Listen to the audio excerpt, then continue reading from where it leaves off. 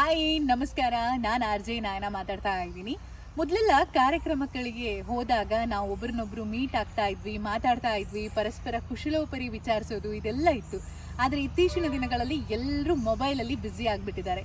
ಮೊಬೈಲಲ್ಲಿ busy ಆಗೋದೇನೋ okay, ಆದರೆ ಭಾವನೆಗಳನ್ನು ಹಂಚ್ಕೊಳ್ಳದೆ ಇರುವಷ್ಟು ಮನುಷ್ಯ ದೂರ ಆಗ್ತಾ ಹೋದರೆ ಮನುಷ್ಯನ ಮನಸ್ಸು ಯಾವ ರೀತಿ ಮಷಿನ್ ಥರ ಆಗ್ಬೋದು ಅಲ್ವಾ? ಸಾಧ್ಯವಾದಷ್ಟು ಬೇರೆಯವ್ರ ಜೊತೆ ಮಾತಾಡೋದು ತುಂಬ ಇಂಪಾರ್ಟೆಂಟ್ ಈಗಿನ ಕಾಲದಲ್ಲಿ, ಮನಸ್ಸನ್ನು ಹಗುರ ಮಾಡ್ಕೊಳ್ಳೋದಕ್ಕೆ. ಇನ್ನೊಂದು, ಮೊಬೈಲ್ ಜೊತೆ ನಾವು ಎಷ್ಟು ಸಮಯ ಕಳಿತೀವೋ ಅಷ್ಟೇ ಹೊರ ಜಗತ್ತಿನಿಂದ ಸಂಪರ್ಕವನ್ನು ಕಳೆದುಕೋತಾ ಇದ್ದೀವಿ. ಆ್ಯಂಡ್ ನಮಗೆ ಒಂದು ರೀತಿ ಡಿಪ್ರೆಷನ್, ಮೂಡ್ ಸ್ವಿಂಗ್ ಆಗೋದು, ಯಾವುದ್ರಲ್ಲೂ ಆಸಕ್ತಿ ಇಲ್ಲದೆ ಇರೋದು, ನಾವೆಲ್ಲೋ ಕಳೆದು ಹೋಗ್ತೀವಿ ಅಂತ ಅನಿಸೋದು, ಇದೆಲ್ಲ ಭಾವನೆಗಳು ಮೂಡೋದಕ್ಕೆ ಕಾರಣ ಮೊಬೈಲಲ್ಲಿ ನಾವು ಯಾವಾಗ ಸ್ಕ್ರೋಲ್ ಮಾಡ್ತಾ ಹೋಗ್ತೀವಲ್ವ ಆಗ ನಮ್ಮ ಕಾನ್ಸಂಟ್ರೇಷನ್ ಕಡಿಮೆ ಆಗ್ತಾ ಇದೆ. ನಮಗೆ ಯಾವುದ್ರಲ್ಲೂ ಆಸಕ್ತಿ ಇಲ್ಲ, ಯಾವುದು ಬೇಕು ಅಂತ ಅನಿಸ್ತಾ ಇಲ್ಲ, ನಿರಾಸಕ್ತಿ ಮೂಡೋದು ಇವೆಲ್ಲ ಬರ್ತಾ ಇದೆ ಅಂತಂದರೆ ಇದಕ್ಕೆ ನಾವು ಅತಿಯಾಗಿ ಮೊಬೈಲ್ ನೋಡ್ತಾ ಇರೋದೇ ಕಾರಣ.